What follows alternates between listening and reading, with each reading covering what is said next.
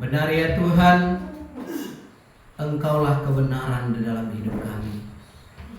Dengan kebenaran itu maka kami hidup di dalam anugerah Tuhan, dan kami dibenarkan untuk menjadi hamba kebenaran. Untuk kami hidup sesuai dengan kehendak-Mu. Bahkan pujian kami mengatakan selama kami hidup, hati kami hanya kepada-Mu. Mata kami memandang kepada Engkau sebagai tuntunan tertinggi dalam hidup kami. Tuhan Yesus, perdengarkan suara-Mu pada saat ini. Melalui firman Tuhan yang kami baca dan renungkan, Roh-Mu menerjemahkan setiap bagian firman Tuhan sesuai dengan kebutuhan rohani kami masing-masing. Urapi hamba-Mu, berkati seluruh umat-Mu, baik yang mendengar dan menyampaikan. Kami sama-sama diberkati, dan tolong kami untuk melakukannya. Di dalam dan melalui Tuhan kami Yesus Kristus, kami sambut firman Tuhan pada pagi hari ini. Haleluya. Amin. Silakan duduk Bapak Ibu Saudara yang kekasih dalam Tuhan.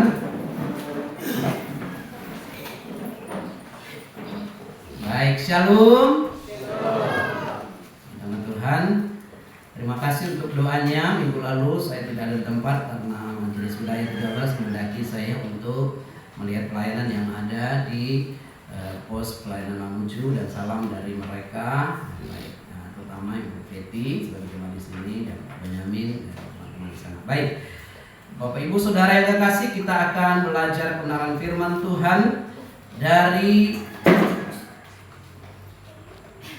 surat Rasul Paulus kepada jemaat di Roma,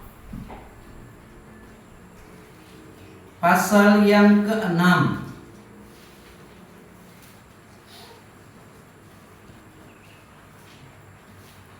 Kita akan membaca ayat yang ke-15 sampai ayat 23.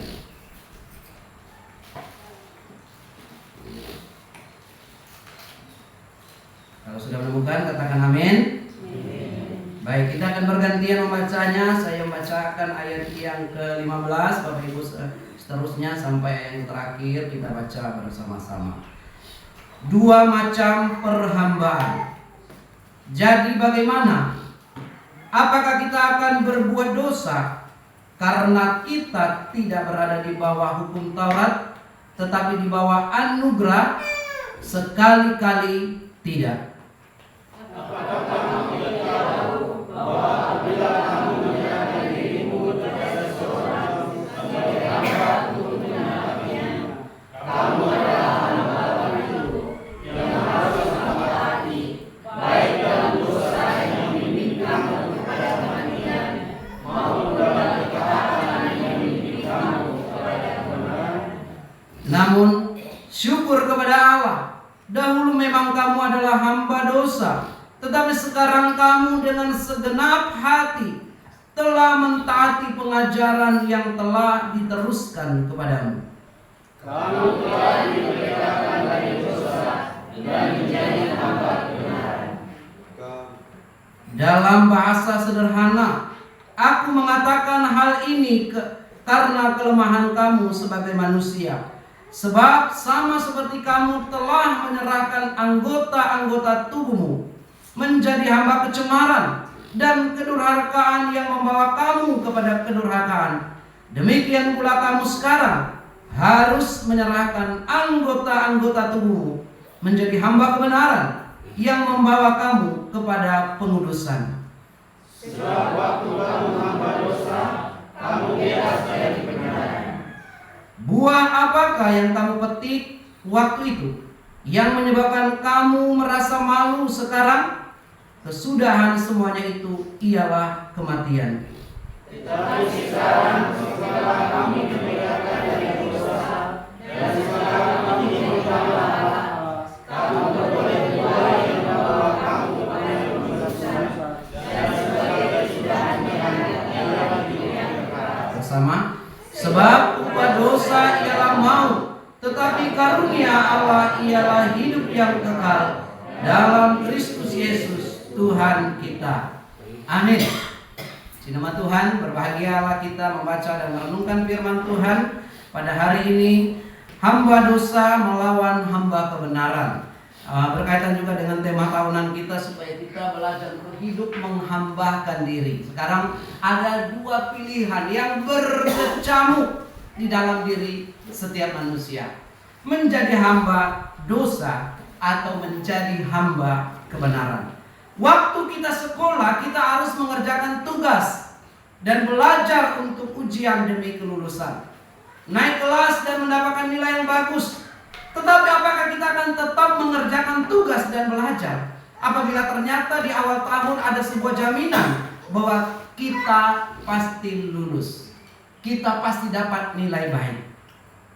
Kalau dipertanyakan kepada sekarang siswa-siswi dan mahasiswa yang ada, kalau dari awal masuk pertama sudah dibilang kamu lulus nilaimu A dan gak usah belajar atau sudahlah halus saja, pasti kita dikatakan ini tidak akan berjuang. Lulus sih, nilai bagus nanti. Tetapi inilah kadang-kadang yang orang pahami bahwa kalau kita sudah tahu bahwa selamat, ya sudahlah, kita kan selamat juga. Nggak apa-apa nakal-nakal dikit, nggak apa-apa nggak taat sedikit, nggak apa-apa nyerempet sedikit. Nah, kita akan belajar contoh berkaitan langsung dengan hidup kita dalam Kristus yang ada di bawah kasih karunia. Bagaimana yang benar? Apa motivasi kita untuk melakukan yang benar? Ya, dan bagaimana supaya kita hidup benar dan menghambakan diri kepada kebenaran, bukan menghambakan diri kepada dosa. Nah, kita akan belajar. Mari lanjutkan anak muda. Dikatakan bagaimana sih menjadi hamba dosa dulu. Jadi bagaimana apakah kita akan berbuat dosa karena kita tidak berada di hukum Taurat tetapi di bawah hukum kasih karunia? Sekali-kali tidak. Ini penjelasan jelas sekali disampaikan oleh Paulus kepada jemaat di Roma. Mengapa? Karena penduduk Roma masih memiliki pola pikir hidup dalam kesenangan, hedonisme. Yang penting happy. Boleh nggak Bapak Ibu Saudara? Boleh, tapi jangan sampai happy mengganggu orang lain juga. Karena ada kadang-kadang di Facebook, yo, kamu enak senang-senang karaoke, gembira ria, kami di sini anakku menangis sepanjang malam. Ya istilahnya, ini ada cerita-cerita yang dianu. Nah, Bapak Ibu Saudara yang kekasih dalam Tuhan, maka dikatakan sekali-kali kita tidak bebas karena di dalam dunia ada dua. Kita mau menjadi hamba kebenaran atau hamba dosa. Hamba dosa maksudnya kita menghidupi keinginan dosa dan sikap hedonisme kesenangan dunia ini. Akhirnya kita melakukan yang penting saya senang, orang lain tak peduli. Nah, tetapi dikatakan sekali-kali kalau kita sudah di dalam kebenaran itu tidak boleh. Bukankah kita telah mati bagi dosa? Maksudnya bagaimana? Kita mematikan segala keinginan dosa. Melalui siapa? Yesus yang berkata bahwa dosa tidak berkuasa atas manusia lagi ketika kita percaya kepada Tuhan. Jadi, kalau dikatakan ayat yang ke-15 ini, mari kita baca ulang. Jadi bagaimana? Apakah kita akan berbuat dosa karena kita tidak berada di bawah hukum Taurat, tetapi di bawah hukum Allah, anugerah? Sekali-sekali tidak. Karena ada orang berkata, oh anugerah Tuhan melimpah. Sekarang zaman anugerah. Ada orang begitu. Maka di dalam gerakan zaman baru, dalam sejarah gereja mengatakan, anak-anak muda berkata, mari lakukan kesenangan kita selagi masih muda. Nanti kalau sudah tua-tua baru kita pergi gereja. Setelah tua-tua baru kita melayani Tuhan. Iya, kalau sempat tua. Kalau tiba-tiba karena kesenangan, tapi ini ternyata kenyataan. Maka saya kaget pas ditemu kemarin dengan salah satu pemuda remaja kita di permisi saya sebutkan daerah di Baris. Pada hari Minggu harus dia beribadah, tapi karena kesenangan, gaya geng-gengan segala macam, dan harus dipanggil Tuhan. Bapak Ibu Saudara yang kekasih dalam Tuhan Yesus, maka dikatakan kita akan belajar yang pertama, hamba dosa itu sekali-kali kita kalau sudah dalam Tuhan tidak lagi diperhamba oleh kemanusiaan kita. Hamba dosa. Dalam dua pengertian di sini dalam pengertian di sini dikatakan bahwa kita melakukan apa yang atau taat kepada keinginan. Jadi Bapak Ibu Saudara, keinginan itu banyak. Tetapi ingat, ada dipilah, ada keinginan baik, ada keinginan yang tidak baik. Misalnya, kita selalu menilai orang lain jelek. Keinginan itu baik apa tidak? Buruk. Tetapi kita hidupi. Lihat orang udah maju, udah berhasil dan lakukan, pasti dia korupsi. Lihat orang sedikit senang, dia menangis, dia tertawa di atas penderitaan saya. Betapa seringnya, maka kita harus dikatakan jangan sekali-kali mentaati keinginan dosa. Kalau ini negatif dan tidak sesuai dengan kehendak Tuhan, buang jauh-jauh dalam nama Yesus. Bapak Ibu Saudara yang terkasih, maka dikatakan ayat 5 ini, jemaat di Roma sangat-sangat dipengaruhi akan pikiran ini. Toh kita nanti akan selamat, nggak apa-apa sekarang. Hamba kebenaran harusnya tidak demikian. Maka dikatakan sebab banyak orang yang merasa sudah tidak lagi hidup di dalam yang benar, tapi hidup mereka sudah menjadi Kristen tapi masih suka hal yang tidak benar. Menjadi orang percaya tetapi suka dendam. Menjadi orang yang mengatakan Yesuslah Tuhanku, tetapi bukan Tuhan yang utamakan dirinya sendiri. Yang bertahta di hatinya bukan Tuhan. Rasul Paulus mengingatkan bahwa motivasi hidup kita bukan hanya tidak berdosa, tetapi hidup di dalam kebenaran. Yang benar menurut Tuhan itu mana sih? Bukan benar menurut saya, bukan benar menurut Bapak Ibu, dan bukan benar menurut lingkungan. Kadang-kadang ketika mengambil keputusan, misalnya begini, salah satu keputusan, Tuhan saya mau supaya sekolah, ini anak muda, anggap saja, sekolah di A, Universitas A. Terus, tapi sudah berusaha, bekerja dan segala, tetapi Tuhan tunjukkan ke Universitas B. Kenapa ini? Saya mau A. Kira-kira itu kita hamba kebenaran atau hamba apa? Kalau kita hamba kebenaran, pasti berkata, Tuhan, sebenarnya saya sih mau A, tapi karena Tuhan bilang B, ya saya belajar untuk taat. Apa maksud Tuhan di balik B ini? Nah, Bapak Ibu Saudara yang terkasih, demikian juga dalam hidup kita. Maka dikatakan di sini, syukur kepada Allah. Dahulu kamu menjadi hamba dosa. Kata hamba dosa berasal dari kata douloites hamatias, slave opsin, hamba dosa, budak dosa. Kata harmatias artinya meleset dari sasaran. Kalau kita nembak, siapa yang suka nembak? Ada bapak sini biasanya nembak burung, lihat. Harusnya kena di burung terkukur itu, tetapi meleset. Nah, inilah yang disebut dengan dosa di sini, meleset dari sasaran Allah. Allah ingin supaya kita taat kepada Tuhan, tetapi kita taat kepada dosa. Inilah harmatia tersebut, demikian juga dengan setiap orang Kristen. Ketika Allah ingin supaya tujuan-tujuan hidupnya baik, tetapi dia menyimpang. Standar kita apa sih? Hidup kita apa yang kita pegang? Poin yang keempat ini, coba baca bersama-sama. 1, 2, 3. Kesucian hidup. Allah ingin kita sejak, bukan karena kita suci, tapi sejak kita orang berdosa datang kepada Tuhan mengampuni kita, tetapi kita senantiasa belajar untuk hidup suci. Nah, Bapak Ibu Saudara yang terkasih, maka kesucian hidup itulah yang Bapak kehendaki. Kenapa? Masih ingat firman Tuhan? Tanpa kekudusan tidak ada yang dapat datang kepada Tuhan. Jadi standarnya tinggi nggak Tuhan? Kita memang diselamatkan, tapi Tuhan bilang apa? Tanpa kekudusan tidak bisa melihat Allah. Wow. Maka dikatakan sebagai kita yang dulunya hamba dosa, maka sekarang kita orang percaya dituntut untuk belajar meninggalkan, menjauhkan, bahkan kalau bisa kubur jauh-jauh.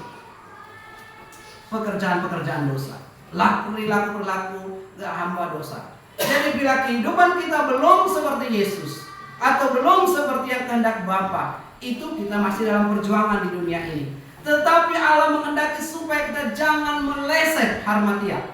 Allah ingin supaya jadi hidupmu memuliakan Tuhan, tetapi meleset sedikit, kita nyerempet saja. Allah menghendaki supaya dikatakan kita belajar. Coba kita baca di dalam Yohanes 8 ayat 34.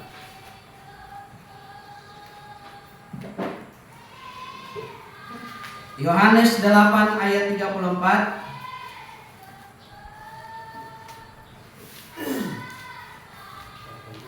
Ya, mari silakan Pak Guru. Kata Yesus kepada mereka, Aku berkata kepadamu, sesungguhnya setiap orang yang berbuat dosa adalah hamba dosa.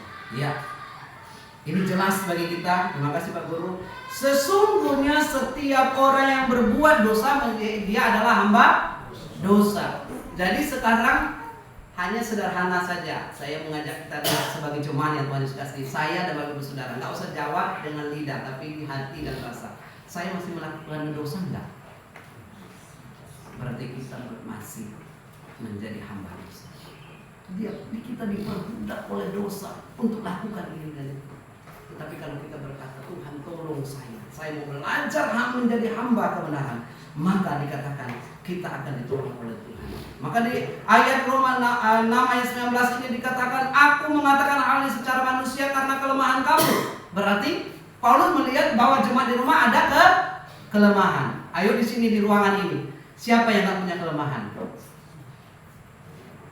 Semua orang masih punya kelemahan, termasuk saya. Jangan kira saya tak punya kelemahan. Semua kita punya kelemahan masing-masing. Tapi ingat, jangan hidup dalam kelemahan. Misalnya, contoh kecil. Dulu waktu di asrama ada orang yang suka tersinggung. Jadi ketika dia bilang nggak boleh kok tersinggung, dia belum tentu bicara kok. Ya memang ini saya, ya terimalah kelemahan saya. Nah itu berarti masih mau hidup di dalam kelemahan. Kalau kita tahu bahwa kita lemah, kita harus memperbaharui hidup kita. Tuhan tolong saya supaya saya tidak lemah, supaya tidak berpikir negatif dan tidak mudah tersinggung. Di sini tidak ada yang mudah tersinggung. Mari serahkan kepada Tuhan, bukan kepada saya. Ya Tuhan tolong saya. Saya juga dulu tuh tipe orang karena ya dibullying, kalau bahasa sekarang yang bullying ya, karena dia udah kecil, udah kurus, tidak punya uang, semua orang belanja. Misalnya setiap di sekolah saya duduk diam di kelas atau bermain sendiri saja. Apalagi kalau pegangan, dulu tuh belum ada HP, tapi orang BMX itu sepeda itu tuh, kelas elit waktu kami dulu SMP. Tapi saya hanya diam, mau lihat saja, mau numpang naik aja nggak boleh. Nah, yang saya mengatakan sehingga saya minder. Tetapi saya minta kepada Tuhan, tolong saya tidak hidup dalam keminderan ini karena Tuhan sudah menebus saya. Nah demikian juga kita. Maka dikatakan di sini dengan baik, dan buah apakah yang kamu petik dari kelemahanmu? Semua itu menyebabkan kamu merasa malu sekarang. Karena kesudahan semuanya itu ialah apa? Ayat 21. Kematian. Jadi dosa upahnya apa? Maut. Tentu semuanya kita akan menerima. Tetapi mau di sini dikatakan mau selama-lamanya. Orang yang menyalahgunakan kasih karunia Allah itu patut dipertanyakan keyakinannya akan keselamatan. Jangan-jangan dia masih hidup, aku masih seperti yang dulu, tapi saya sudah menjadi orang Kristen. Tapi perilaku, kelakuan, kata bahasa apa lagi? Bahasa cara melakukan sesuatu masih seperti yang lalu. Jadi poin yang berikutnya dikatakan hamba kebenaran. Ini versi yang bagaimana Bapak Ibu Saudara ada di mana? Hamba kebenaran Roma 6 ayat 17 sampai 18 dikatakan, tetapi sekarang, but thanks be to God. Tetapi sekarang di dalam Tuhan, kamu dengan segenap hati telah mentaati pengajaran yang telah diteruskan kepadamu. Kamu telah dimerdekakan dari dosa dan menjadi hamba kebenaran. Jadi status kita bagaimana? Dulu hamba berdosa, hidup dan taat melakukan dosa, keinginan dosa banyak. Dalam Galatia, kepahitan, kejerahan, sakit hati, dan seterusnya nanti dia belajar. Tetapi sekarang but thanks be God. Tetapi sekarang kamu di dalam Tuhan, kamu sudah menjadi hamba kebenaran. Kata hamba kebenaran berasal dari kata edolete dedikaisone. Artinya kita sekarang melakukan semua perintah yang benar. Perintah yang salah banyak. Siapa yang merintah kita sih? Sebenarnya diri saya sendiri.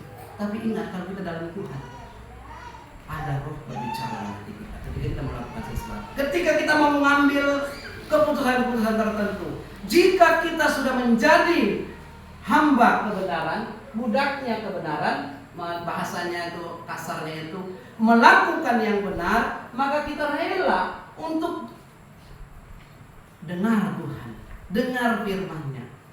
Pertanyaannya, rela kita mendengar firman Tuhan? Rela ketika ditegur oleh firman Tuhan?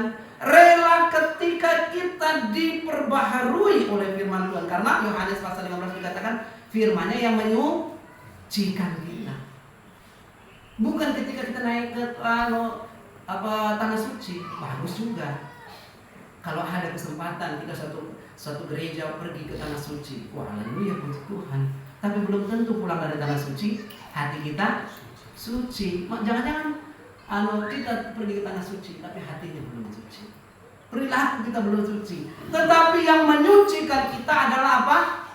Firman, rema. Maka jangan pernah menolak firman. Kapan perlu perdengarkan terus.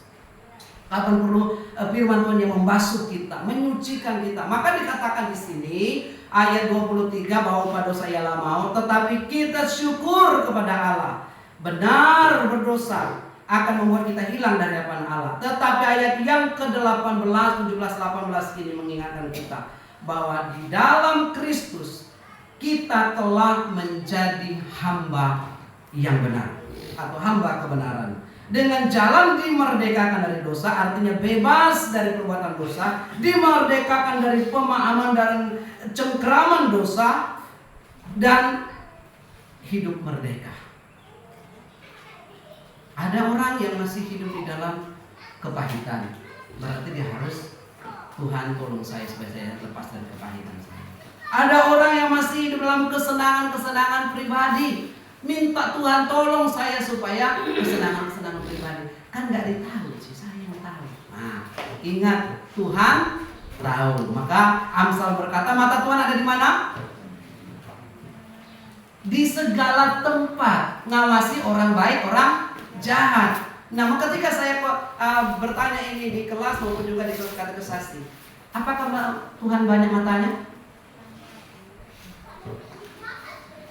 Mata Allah ada di segala tempat untuk mengawasi orang baik orang jahat, tetapi Allah melihat segala perbuatan kita. Allah ingin supaya artinya diakosone itu atau hamba kebenaran, hidup kita seturut dengan yang Tuhan kehendaki, kebenaran sejati di dalam siapa? Kemudian dari Yesus Kristus. Di dalam keadilan, kebenaran, kebajikan yang patut dipuji, yang sedap didengar, disebut kebajikan, pilih pasal, lakukanlah itu.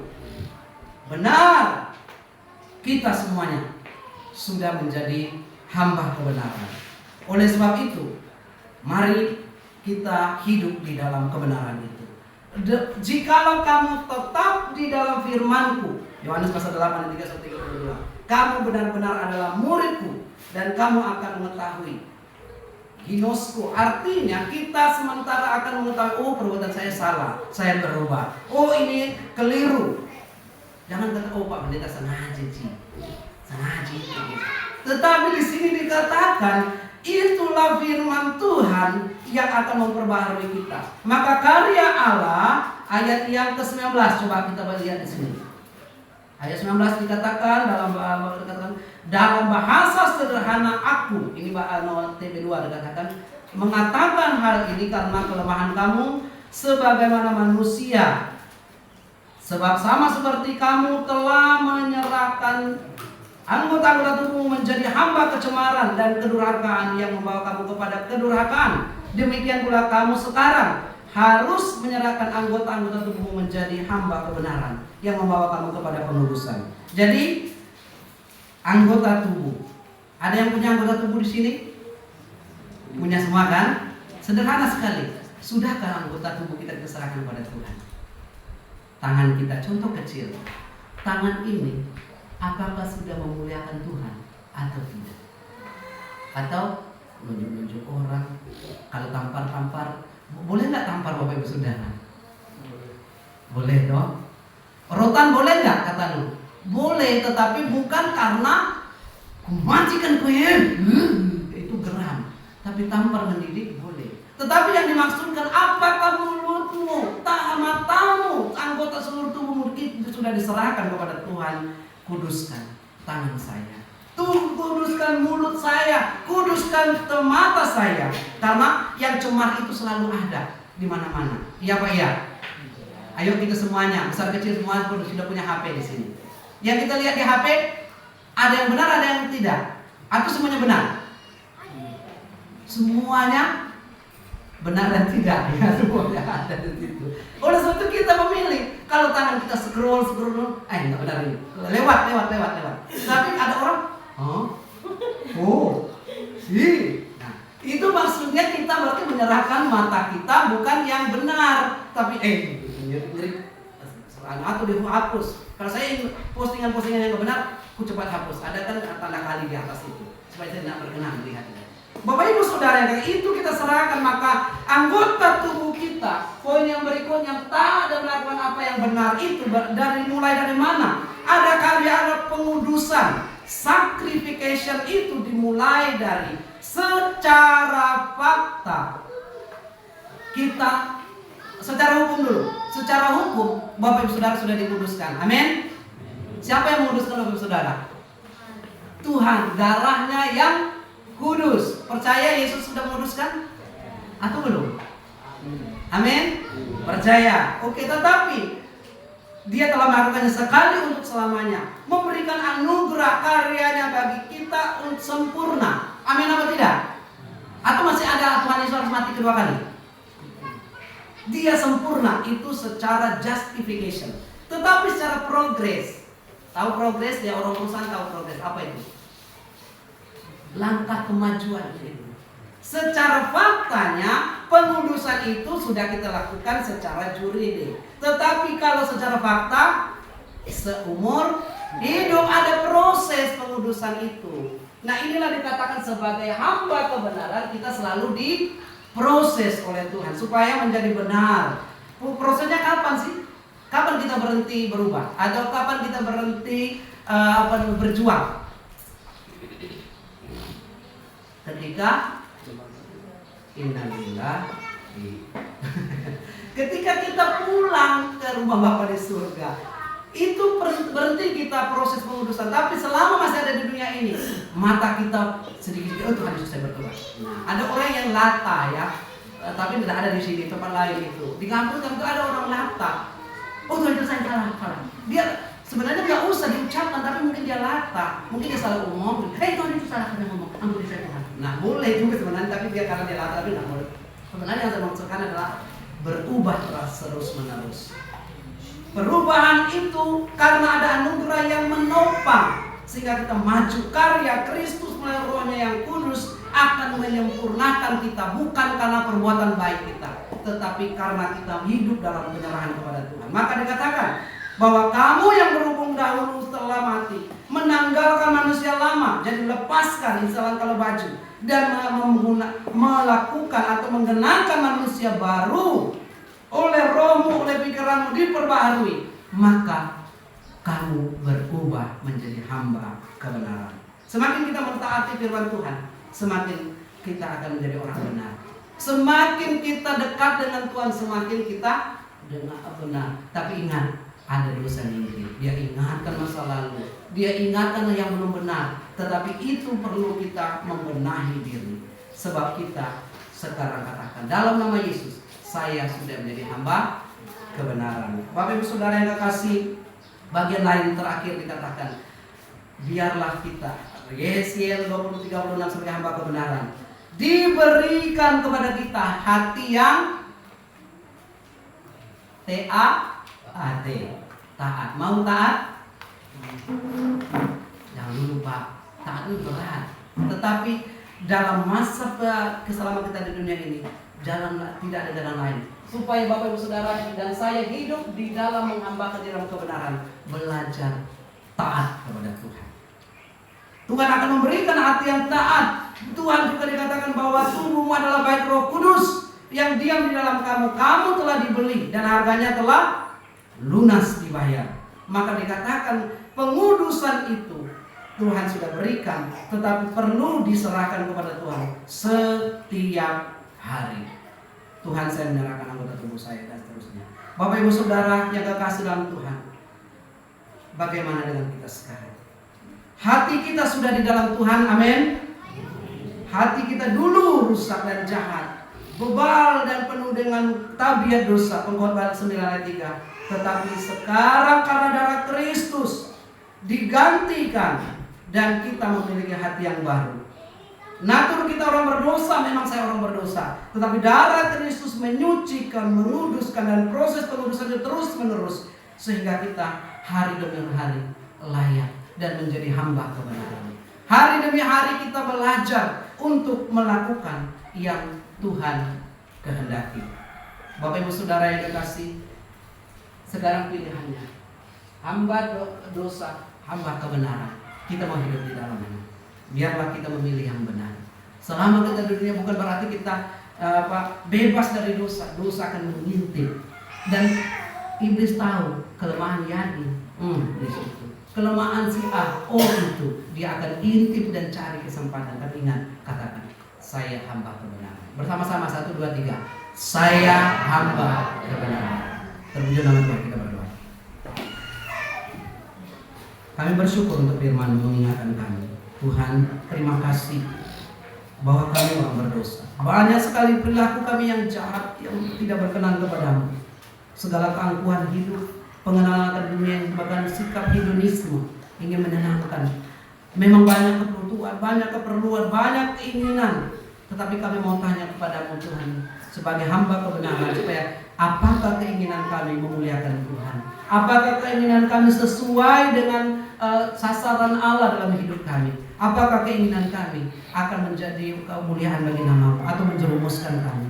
Kami sudah dalam Tuhan, kami sudah dimerdekakan, dan kami sedang hidup dalam pengudusan. Dan secara progres kami akan senantiasa menyerahkan hidup kami, hidup dalam ketaatan penuh. Ampuni hamba Tuhan, kami banyak bersalah dalam banyak hal, tetapi tolong kami untuk terus maju di dalam kebenaran-Mu. Bersyukur untuk melalui firman-Mu, dan di minggu Prapaskah yang kedua ini kami mengenang bahwa Engkau telah melakukan segala-galanya untuk merebut hati kami, untuk kami boleh diselamatkan hidup dalam kehendak-Mu. Dalam nama Tuhan Yesus bersyukur kebenaran firman. Haleluya. Amin.